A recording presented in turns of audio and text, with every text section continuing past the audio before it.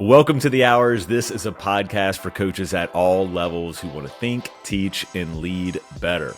I'm Mark Cassio, joined by Tyler Costin, and we call this The Hours because this is where we get to deep dive and have real conversations and spend real time on the things that actually matter. You can get the show notes and tools from today's episode in our weekly newsletter, so check out the link below. Let's get into this week's episode. Hey, I'm Tyler. This is Mark. We are SAVI Coaching. Today's going to be a great day. Keeping the main thing the main thing. Shout out Dick DeVinzio. Stay savvy, everyone. Thanks for listening. Stay savvy. All right, welcome to a special episode of The Hours. I've got my friend Jason George on here with me, tuning in from Idaho, a SAVI coach, high school coach, teacher, has multiple coaching certifications, and is currently getting his master's in coaching, which is what we're excited to talk to you about today, Jason. Appreciate you taking time to jump on. Yeah, so I've been teaching since 2001, started coaching in 2000. Took a little break when my daughters were younger, and so I've probably been coaching about 15 years, mostly basketball, some football mixed in there. No pickleball yet. Not Tyler's yet. almost got me talked into that. Yeah. So not yet. And I actually have a master's in science education. That was going to be the only master's I was going to get. But somebody drew my attention to this master's in skill acquisition in sport through MTU in Cork, Ireland. So I kind of applied on a whim and didn't think I would get in because they were just taking 20 coaches, and some of the coaches that had already applied were, who I would consider much higher level coaches than myself, but they wanted a really diverse group. And I got in, and I was like, well, I guess I better take it. And so I graduate this spring already with this master's in skill acquisition, and it's been crazy, but it's been a good journey. SAVI's been there the whole entire way. I chat with Mark and Tyler all the time. In fact, a lot of what they do inspired me to upskill my coaching. Nice. How about you define for everybody listening, what is skill acquisition in sport? Because I think a lot of people hear that and they'll be like, okay, is that like, teaching someone how to dribble? Yeah, so this is actually a debate in our class right now, which is funny, is like what actually is a skill acquisition specialist. And the way I look at skill is that it's being able to adapt, doing the right thing at the right time. And so it's less about, somebody coming in and saying, okay, this is how you do this particular motor skill. I think that's probably what people think of as motor skills, and more about how we make decisions, why we make decisions, why do certain people decide to do this versus this, the way we perceive and see things and act upon those things. I would say there's just as much psychology in there as there is sport specific stuff. So it's been really broad in that sense. And I think that's what's been really cool about it. In fact, you and I were talking last time you were in Idaho just about how this could like apply to pickleball, how this could, and I'm currently teaching a weights class and a CrossFit class. I'm using it there. And I actually just got approved to teach like a combat sports class in our school. So I'm gonna Nice. do something completely new. Yeah, and give it a go in there as well. So I think it's pretty broad. And to be honest, it's still blurry. So we are presently figuring that out in my class, like what that looks like. And yeah, it's been interesting. So If you were to tell all the coaches out there, like what's one thing that if they had a skill acquisition expert on their staff, what's something that person would do for them, or what value would they add to them? I think you would walk in and like we'll probably talk about this in a little bit, but really just observe the situation and find out what it is that the coach maybe is struggling with his players. And not necessarily like, okay, well, I want my players to shoot better, but more along the lines of like, okay, why are they deciding to take that shot? We talked a lot about fives the last time you were with me.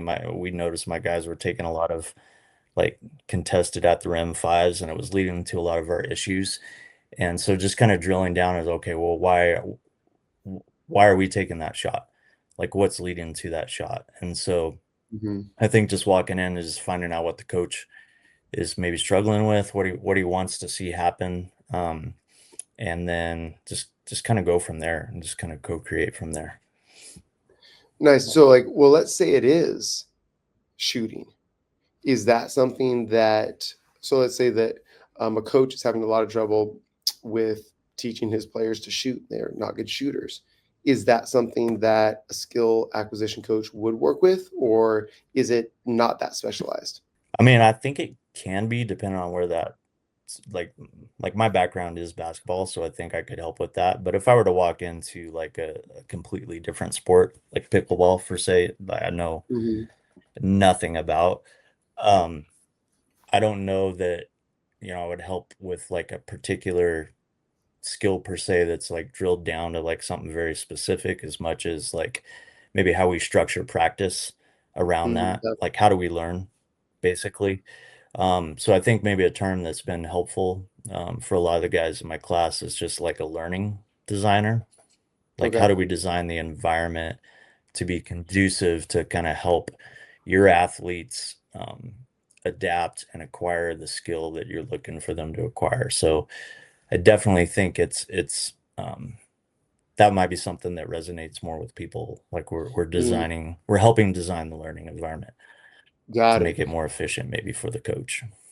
So would you say that for a head coach of a sport, do you think it's, let's say we put a coach into one of three categories. Category one would be like a CEO. All right.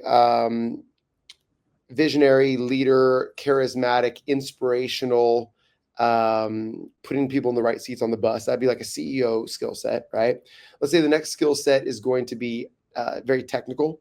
So they know all of the X's and O's and the plays and the offenses and the defenses and the particular skills, right? Like how to set a screen and how to do a dribble move and all that stuff. Okay, so that would be a technician, let's say, and then the last role being someone that can design the learning environment, what you're talking about, a skill acquisition expert, right? So if those are the three skill sets, CEO, technical coach, and learning coach, we'll call it.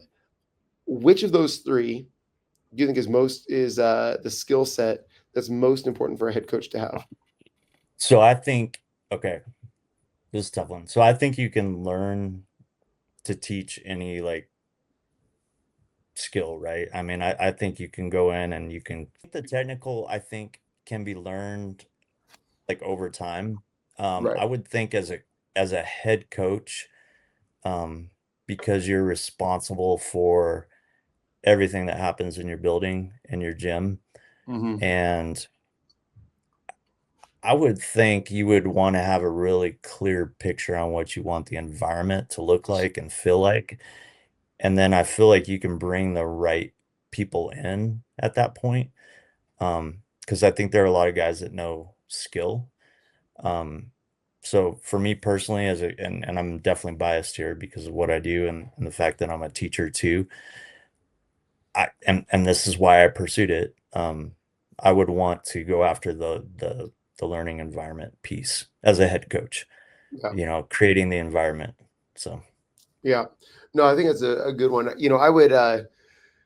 I would kind of cheat on this and say that the absolute best head coaches at the highest level have all three skill sets. They're the CEO visionary, they can create the environment, and they have deep, deep technical knowledge. And that's I don't know. generally been my experience. I didn't It- know all of the above was a choice. I I didn't know mean, D. hey, you know what? It's exactly. You make your own Yeah. rules. Third door. Okay. But it's not a choice for most ADs, and Right. it's not available at most coaching levels, only at the absolute highest level. So like as I've gotten to be around the best coaches in the world, and that's really where I got those three categories from, is in being around and talking to a Brad Stevens or a Mike Neighbors, like, and getting to, talk to a Rick Carlisle. I mean, they've got all three. They are all three. And so that's always the best. And so then if you go down to like the high school level, it's rare to have all three. It's rare to even have one, honestly. And so then you got to pick and choose. So like if you can master one of those three things, I think you'll be a pretty solid head coach at, at a level. But then to progress, because a lot of coaches like, oh, I'd love to be a Division I head coach someday, or I'd love to, coach in the NBA. I mean, you've got to develop all three deep skill sets. It is. I'm giving feedback to all of our listeners here. I'd say of those three skill sets, and again, I'm going to define them as technical knowledge, was like deep technical knowledge of like how to teach shooting and the nuance of dribble moves and the nuance and lens for the systems and whatnot, right? That's technical. Learning environment is what you're studying right now and getting your master's in designing the learning environment. And then I'm calling it CEO, which is just like, when you're around like a Rick Pitino and it's just like, he's got an aura around him, right? Yeah. Just a magnetism. He walks in to recruit someone and they're saying yes, and they've got they're master communicators and managers of social, emotional, right? Right. So if you can have one of those at high school level, amazing. Now, if I had to pick at the high school level, what is going to be most effective at the high school level of those three, I would actually probably personally go with like the CEO skill set. If you can get all the stakeholders on board and passionate about what you're doing, you're going to be successful. More players are going to participate. More of the, parents are going to be on board and support. The boosters are going to be excited. The kids are going to play hard, even if they don't exactly know what they're doing. I'd say that is like the one. That's where you can just kind of tell right away if coach has it or not. If they've got it. I remember when I was a young coach, coaching at NBC camps actually, and an OG coach in the Northwest. He played at Kansas. His name's Danny Beard. Shout out Danny Beard, NBC basketball. Like he told me, I remember this right when I was a young coach. He's like, Tyler, I can walk into your gym and know within 10 seconds if the gym has it. He's like, if it doesn't have it, you're not doing your job. If it has it, you're doing your job. And he would walk into my gym so many times and be like, Tyler, it doesn't have it today. I'm like, oh man, Tyler doesn't have it. I can do this. You and I can both do the same thing. We can watch 15, 20 seconds of a coach, how they're walking around their gym, the level of engagement, their own energy and charisma, right? The attention that they're getting from their players. Do they have it or not? Are their players engaged with them? And if they're not engaged, it doesn't matter. Nothing else matters, in my opinion. It doesn't matter if they know the technical knowledge. It doesn't matter if they're designing a great learning environment, because no one cares. So I think that is like being a leader. It would be where I would start as number one. Then number two, I'd go the environment, and then number three, the technical knowledge, which is the cherry on top. It is the thing that separates. But I mean, it's just so hard to get that deep technical knowledge if you haven't, like, as a coach, trained yourself in it for 20 plus years. And usually playing at a high level is a byproduct of having, spent the 10,000 hours, which we know is debunked, but a lot of hours on it yourself. So that'd be my take on that one. Yeah. All right. How about this? What is something that you've learned in your studies of designing a learning environment that you could share with coaches that they could apply right now today? I think just deciding from the get-go whether you want your practice to be like training to learn, training to transfer, or training to maintain. I think having an intention, setting an intention right off the get-go. Are we, knowing where you're at in the season and deciding, hey, what is the ultimate goal here? What is the intention? Are we looking to learn? This could take a little bit for this to, materialize. Are we looking to perform, right? Do we have to perform right away? Or are we just trying to like keep it together right now? And so just setting that intention early on and then kind of building out from there, which I think comes from just, like we've talked about, just observation, like really having a sense of where we're at right now as a team. And then, okay, so here's the intention we're going to set going forward, at least in this practice. This is what we're trying to accomplish, and don't try to accomplish everything. I came Yeah. to you with like a long laundry list of things. When we first talked, you're like, okay, so what do we need to work on? And I went back and looked at my text, and it was like, oh yeah, here's all the stuff we need to work on. And then you did a really good job of just kind of drilling it down to a few things that we felt like were the most important for that particular time in the Yeah. season. So No, that's good. And what you did with your list is what every coach should do. Like first yeah, you got here's everything. And then what we did together is also what every coach should do with their staff, which is like, okay, now to actually move the needle, we have to see what we can keep, combine, and kill. Right. So yeah, what do we absolutely have to keep because it's so important? What can we kind of combine? Because if we get better at this, we'll get better at that. And offensively, I remember you and I with your team, we combined a lot of things because you weren't getting into actions enough. You were attacking off neutral too much. You weren't getting to the second action. You weren't getting to the second side of the floor. All these things that you did a great job identifying. And we kind of combined all those things into a specific trigger, a new series, and a new action that kind of combined all of those needs along with a verbal call, right? So we combined maybe like 5 of them into one, which is good. And then a couple of things we had to kill, right? Just because we're like, all right, we're not going to actually be able to spend enough time on that to see enough movement on that within the week that we have until we yeah. gotta perform again, right? So I think we did a solid job on that, and always learning and always doing better as well. Okay, let's shift gears here a little bit, and let's talk about this framework that you came up with, and we'll talk through it a little bit. I mentioned it briefly on one of our live training calls within our membership. I think you got to listen to the recording on that. I don't know if I did it justice or not, but maybe share about where it came from. Like, what's the assignment right now that you're going through in your master's in coaching? Okay, so we've been looking at different frameworks for skill acquisition coaching, and the task was to start to implement some of these frameworks that are already in existence, and then come up with a framework of our own that we felt like worked well in our context. And so this has probably been 3 months. I've been working through this. It was Mm-hmm. too long, too much like the laundry list of things I gave you. But I think what we came up with actually encompasses a lot of those things. And so I wanted something that was not just for basketball, Mm-hmm. because like I said, I coach USA weightlifting and CrossFit, and apparently now I'm the combat sports coach. Congratulations, by the way. Yeah, so that'll be interesting, but um, yeah, just trying to figure out something that could work, and which is why we talked about it, and which was why it was really cool that you were starting to like explore with it a little bit in pickleball. So I'm curious to get your take on how Mm-hmm. that's going. Um, Also noticed that a lot of these frameworks they felt very like rigid and linear in nature. And if you look at just some of the symbols that are used for them, they're like a triangle or a Venn diagram or something like that. And I didn't want it to feel like that, because I don't feel like that's real applicable in like a coach's day-to-day life. I feel like it's got to be adaptable. It's got to loop back in on itself.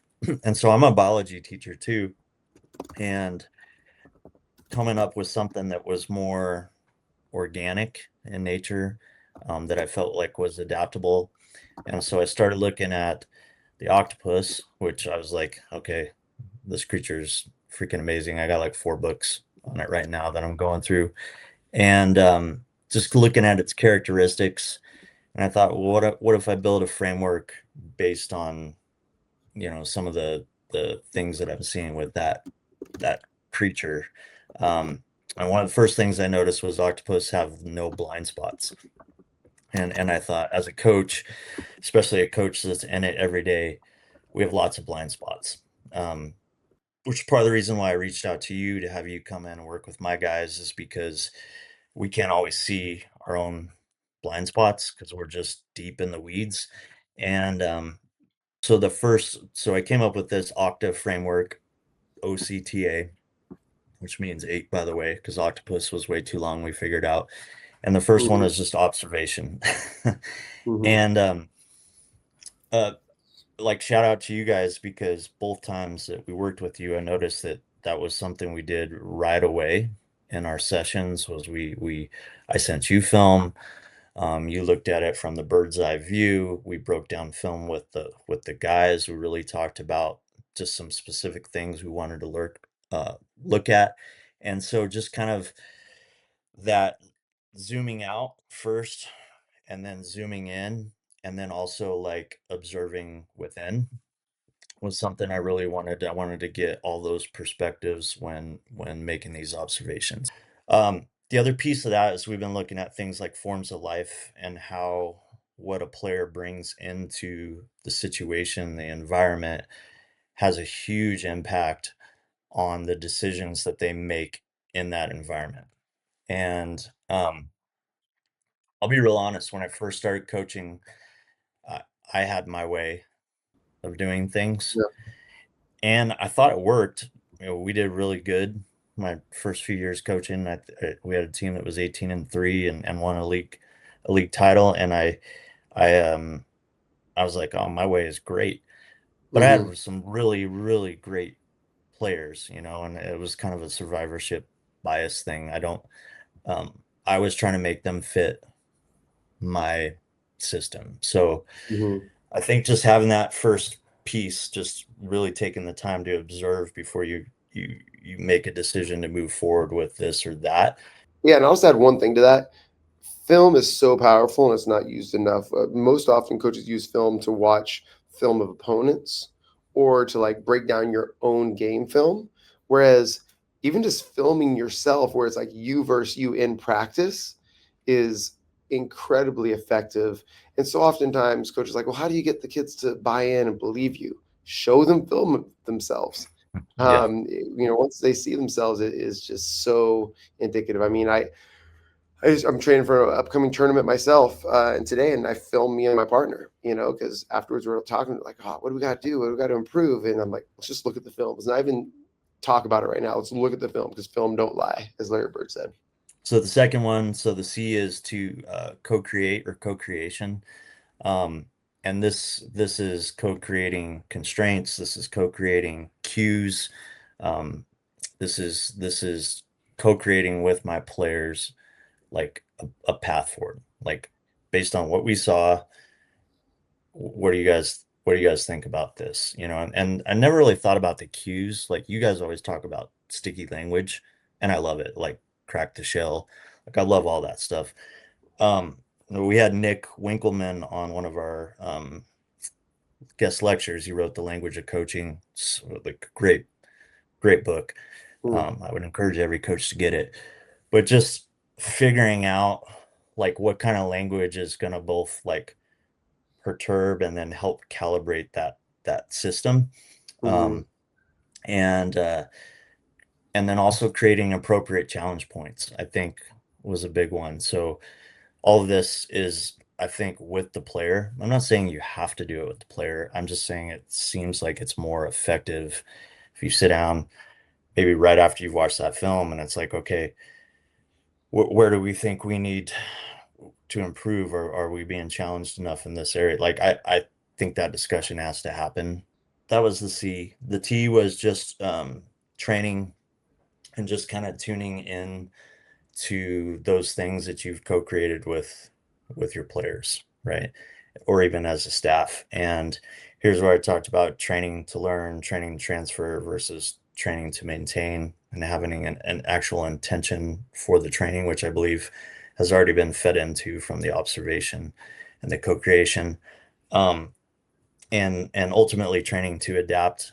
Um, I guess this is where the skill piece, even though we're skill acquisition specialists, whatever that means, is like a small piece, but surrounding that intention, um, and figuring out why we're doing what we're doing. I I think that was the biggest you guys might have asked it to me, but I've been asked this from several high level coaches, like, why are you doing that? Well, I saw it on Instagram, or so and so does it, and they're a great Mhm. coach, and so I feel like having that intent and understanding why we're doing this is super important. So that's the training part. And then the Let A is me just to set. Oh, go before you ahead. move off the T here, Jason. When did why start mattering to you, like in your coaching journey? You just ask the question like, why are you Yeah. doing it? Right? When did that lens change for you? Um, when I felt like things maybe weren't transferring, Okay. like, so things would look really great in a practice and not show up in a game under pressure. And so the natural question is why? It Hmm. looked like we had this. Um, and so then that question got backed up even further. It's like, okay, well, why am I even doing this drill? Does this drill have even the potential to transfer to a game? Like, is it representative enough? Um, so I just started questioning everything, you know. Hmm. And, Yeah. and I'm almost 50 too. And I think when you get Hmm. like middle age like me, you naturally ask why all Hmm. the time anyway. So Why am I even here? What's the meaning of life? Should yeah, I buy just a sports car? Yeah. yeah, so it was just when I was not, I guess I just wasn't understanding why things weren't, moving from this context to this context. Yeah. And that makes you question if your training is efficient, if it's I mean, because ultimately we want them to perform, they want to perform. And so three-man weave, it's not really doing the job, never showed up in the game. It looked really good in practice, you know. It was kind of fun, but I don't think I've ever ran a three-man weave and a transition break in my entire life, but for some reason I was doing it in practice and didn't know why. Hmm. So Yeah, it's good. It's almost the curse of success. You don't start asking why until you fail, right? So if your yeah, team's winning, you're like, oh, we must be winning because we're doing three-man weave. And you don't start asking why until you're like, oh, we're not winning. And that's why it's not transferring. Like I would say three-man weave and things like that, because I'm not just hating on three-man weave. Three-man weave and right. things like that are skill tests, not skill builders, right? If a player can run and pass and catch, they will be able to do three-man weave. If they can't run and pass and catch, they won't be able to do three-man weave. It's not three-man weave is not a skill builder to be able to run and pass and catch in a game against defense better. It's just a test. Like, can you do this Yeah, without traveling and without the ball hitting the ground? And so I think a yeah, lot of times we fool ourselves and we're like, oh, we have a good team with good players. We can do all these skill tests in practice. And so we obviously will also win games. It's not that those things are transferring. It's just an indicator that you have a skilled team.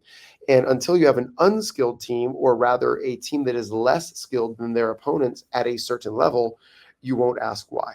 And we all hit a level and a point where we ask why. And I would just encourage every coach listening, continue to push yourself and your team to a level where you have to ask why. yeah. Um, that's going to force you to learn, grow, and change. So yeah, that was all under the T in OCTA train, and I think you're about to go to the A for us. Yeah, just assess now. So, I mean, if we're not, like you guys say, if we're not measuring, then how do we know it's working? How do we know we're observing the right things? How do we know we're co-designing the right constraints and cues for our players, the training? Um, to me, though, this is one of the more challenging ones, is like to come up with assessments that actually assess the thing that you want to see. Um, Mm-hmm. I like, for instance, your guys. Oh, so a good example is your guys' shooting ladder.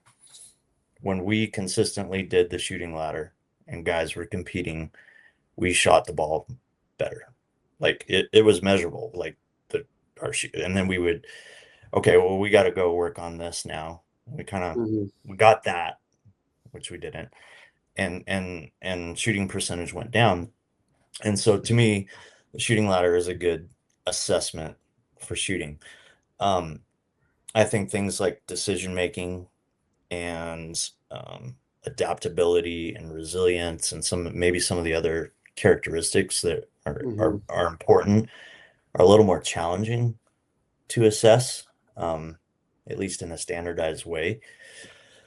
So, I mean, that's kind of where we're at right now. And the course is like coming up with assessments that actually assess the thing that you want to look at. And not in a way that is going to make me feel good about what I'm doing. I still want it to challenge what I'm doing, right? I feel like it's a good assessment if it's like, okay, it's not working. Why? I mean, if it can tell me that, I think that's beneficial too. So That's OCTA. Well, it snaps you on everything you're putting together with that, and I think it's a very effective framework. I'll give a little quick feedback on it from implementing it at our pickleball school 2-day in-person clinic. We did this last weekend. But before I do, let me just share one additional thought on assessment. The wrong thing to assess, I can definitively say, is nothing. Like you said, the right thing to assess, that's a tougher answer. The answer is it depends, and you got to kind of explore a little bit. But the wrong thing to assess is nothing. So we'll go back to our 3-man weave example. If you run 3-man weave and don't assess anything, I would say it's a waste of time. If you run 3-man weave and at least assess something, then it's less of a waste of time. It's more effective, right? So you don't assess anything, you just do it for 15 minutes because it was on the practice plan for 15 minutes. So you did it and then you moved on. And then you just assume that you got better. Fail. Yeah. But if you run 3-man weave and then assess, okay, what do we assess? How many trips can we get in 2 minutes? How many in 2 minutes? How many travels do we have? In 2 minutes, how many times does the ball hit the floor? In 2 minutes, how many missed layups do we have? In 2 minutes, how many names do we say? All of those things would be good assessments. And here's the value of assessment. If you do it for 2 minutes and assess how many points you score in 2 minutes, right? And then you get 17. And then all of a sudden you do it for 2 minutes again and you measure again.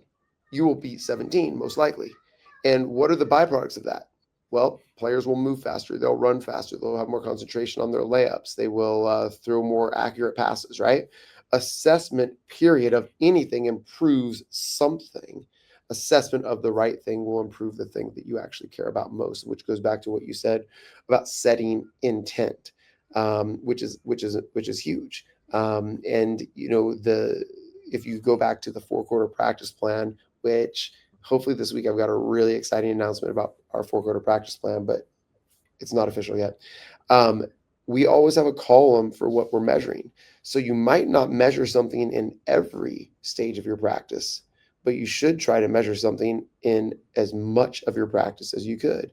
And that's really what I love about the A and OCTA is it has a whole section in there. And assessment doesn't have to only be a statistical measurement. It can also be just an opportunity to debrief and share.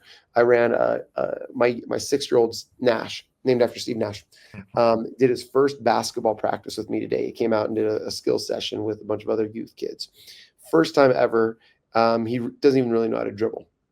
I was so proud of him, though. He was so locked in. And as we were debriefing, one kid, when I said, okay, what did you learn from that tune-up we did around your shooting? This is an assessment. What did you learn or discover? One kid said, I discovered that I actually should be shooting with my left hand.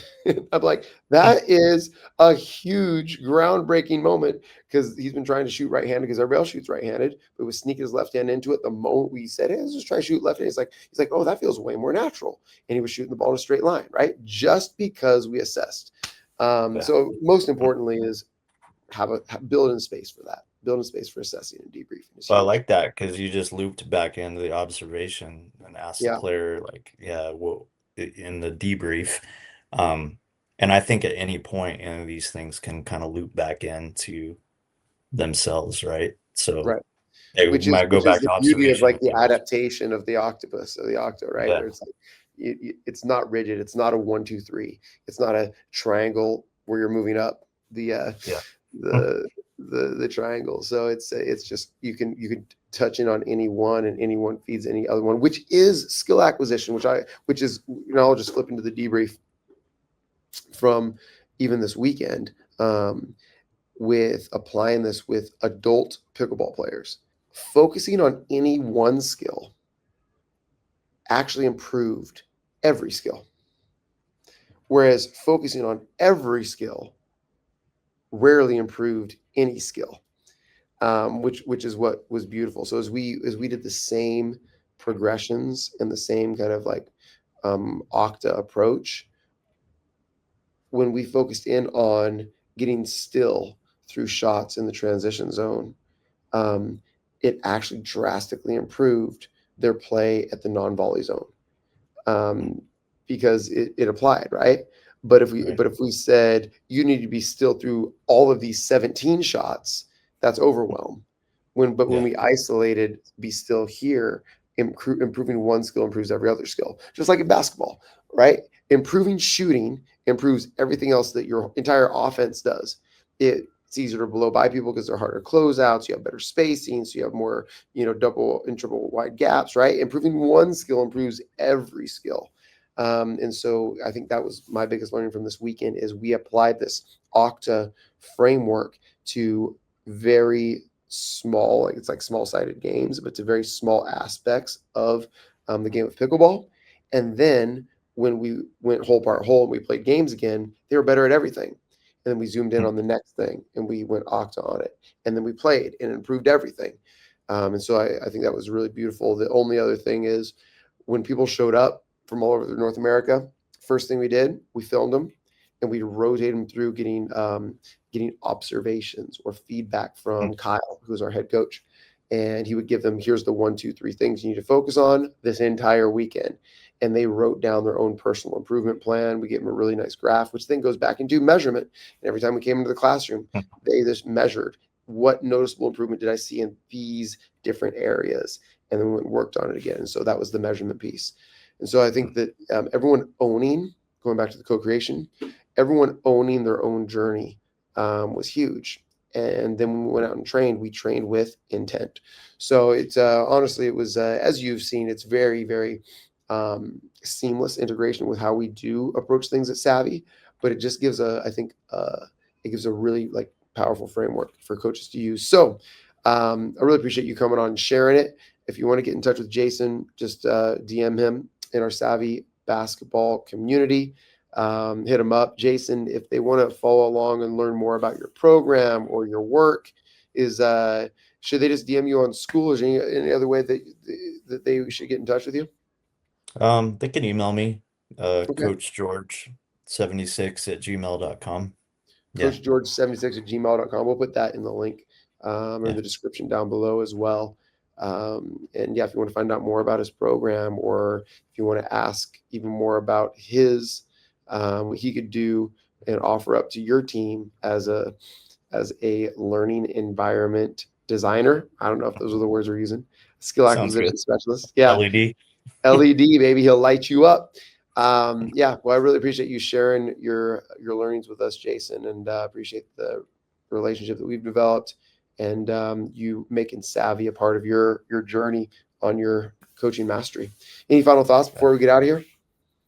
No, I'd love feedback on it. So just like you gave me feedback on how it worked. I mean, because that's the ultimate goal, is that it's not something I'm trying to keep to myself and this is my framework. It's like I just know I could have used something as a young coach, and so highly recommend SAVI. And then if you guys have any feedback, I'd love to hear it from different sports. So I know we have other coaches out there in the community now too, the TOC community. So I would love to hear how it's working out. So that's great. Awesome. Well, Jason, thanks for hanging out, and everybody, thanks for listening. Until next time, stay savvy. Stay savvy. Thanks for making it to the end of the hours. And before I let you go, I want to make sure you can continue to learn with us in between episodes by joining our newsletter. You'll get weekly coaching insights to your inbox, which includes coaching notes from every episode. No spam, just clear, practical tools that'll make you a better coach. You can sign up at savvycoach.com. Stay savvy.